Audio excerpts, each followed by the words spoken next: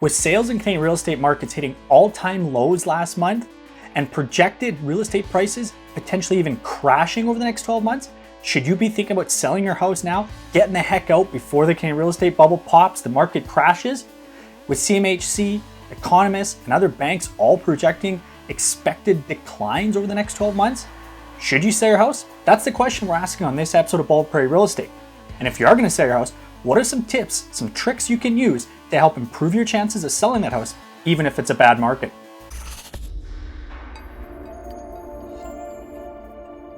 Hey everyone, welcome back to Bald Prairie Real Estate. My name is Matthew Pfeiffer. I'm a real estate agent in Regina, Saskatchewan. Now, if you like being kept up to date on the Canadian real estate market, especially a focus on Regina, Saskatchewan, go ahead, hit that like and subscribe button right now so you never miss any of my updates. But do you know why skeletons are always so calm? Because they never let anything get out of their skin. If you own a home in Canada right now, you're probably reading the news or seeing the titles that real estate prices are coming down over the next 12 months. You may be even thinking we're due for a real estate market crash in Canada. And that probably isn't really something you're overly excited about hearing. But if you want the most recent update in the Canadian real estate market, I'm going to put up a card right here, give you my most recent analysis of the Canadian real estate market. I always focus on Regina first, and I go to a lot of the other major Canadian centers. So you can check that out if you want a more detailed breakdown. And I know some of you buyers out there are reveling at the fact that prices might come down a bunch and you can pick up a house at a way better value. Trust me, I've seen all of you guys in the comments and how excited you are about the thought of those prices.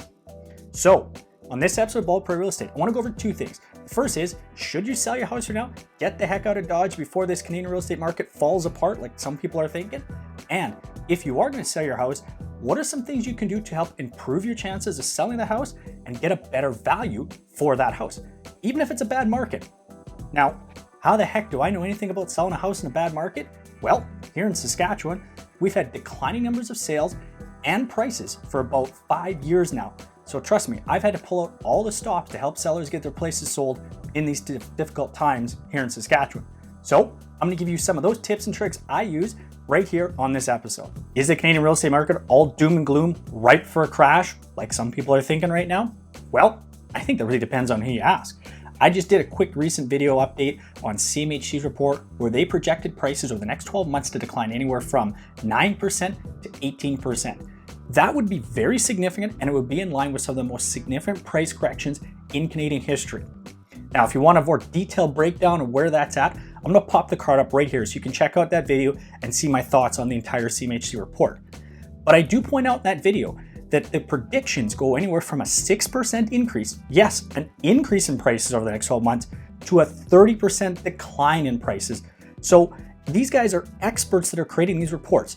They're the best in their field at what they do, and they can't even seem to agree as to what's going to happen for the next 12 months in the Canadian real estate market. If you've been following me for a while, and when I look at the stats, only about 10% of you guys have actually subscribed to my videos. So go ahead, hit that subscribe button right now, then you'll never miss another one of my videos.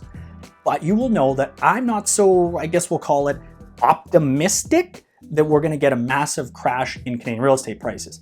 I absolutely could see prices coming down, especially in some very hot, over-leveraged markets or markets that are more susceptible to other economic factors that are going on outside of this pandemic. So yes, I could see prices coming down, but I don't think we're due for a massive real estate crash in Canada. As we start to reopen economies, we'll get a better picture of how deep of an impact this slowdown is going to have on real estate prices. So as economies start to reopen, people get back to work, I think we'll have a much better idea. Right now, panic buying, panic selling, I don't think that's the right answer to this. Look what happened when we went out, panic bought toilet paper, guys. But if you decided you need to sell, whether it's you want to get out of the market right now, or you're moving to a different center, taking a different job, something like that, what are some things you can do to not only improve your chances of selling, but also selling that great house you've got for a better value? Now, these are some tips that I give all of my sellers before they get ready to sell. I'm going to break it down into two kind of components. The first one's going to be, what do you do before you have a showing booked? And the second part's going to be, once you've got that showing booked, what are some things you can do to help improve your chances of getting it sold? Now, what you want to do is you want to set the mood for the buyers. You want them being excited and impressed by the house and seeing themselves living there. That's the biggest thing. They've got to see themselves living in that house, or it's really tough to get them excited about wanting to buy it. You know what the largest impediment to a buyer buying your house is going to be? Actually being able to see the house.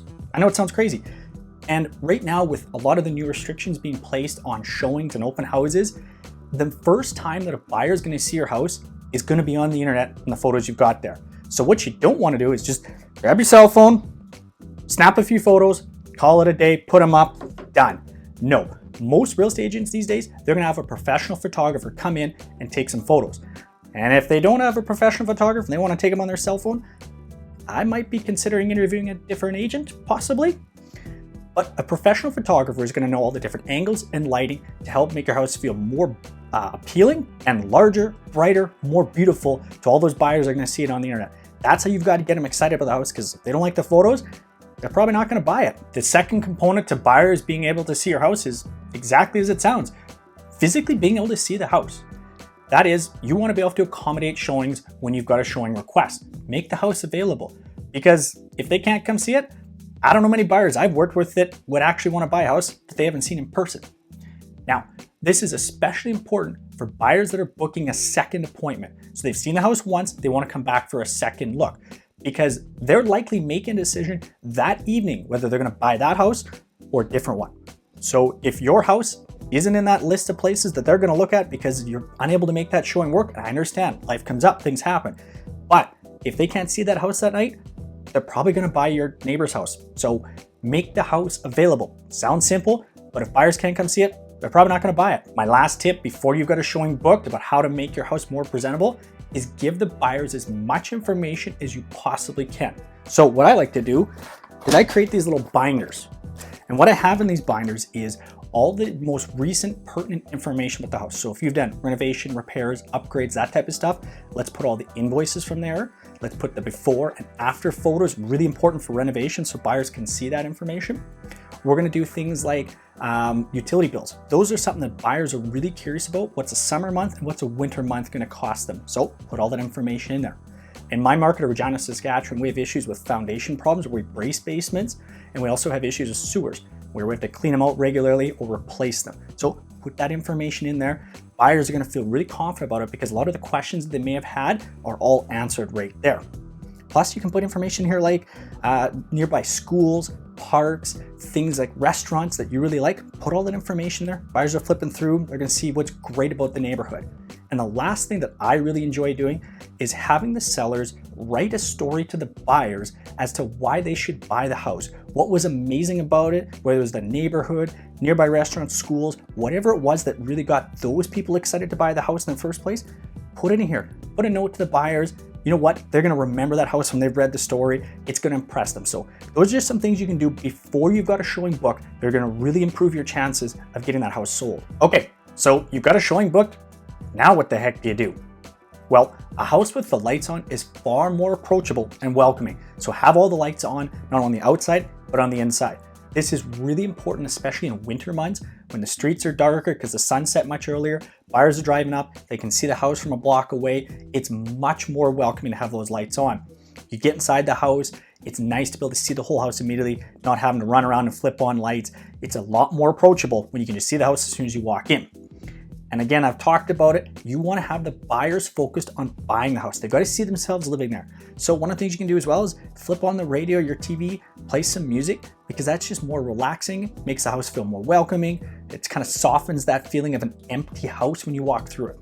And I know this is going to sound super corny, guys, but freshly baked cookies or any sort of baked goods makes the house feel fantastic, makes it feel much more homely.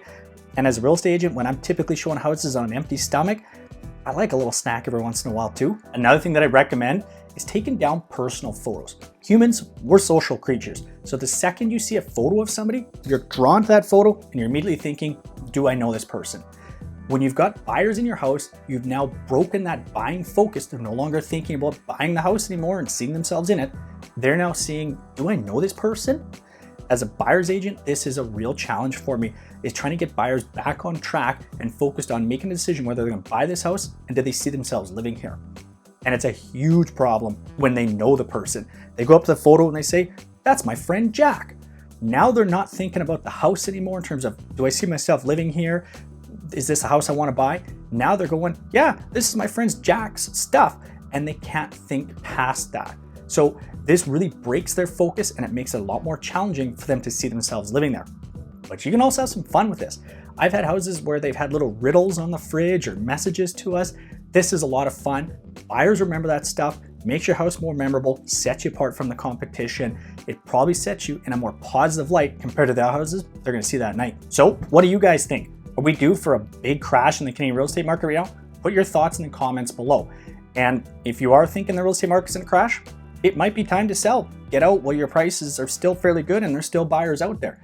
And maybe you can use some of these tips to help you get your house sold. These are tips that I use all the time when I'm working with sellers. If you are thinking of selling, you're in the Regina market, well, I'd be happy to help you out. You can give me a call, send me a message.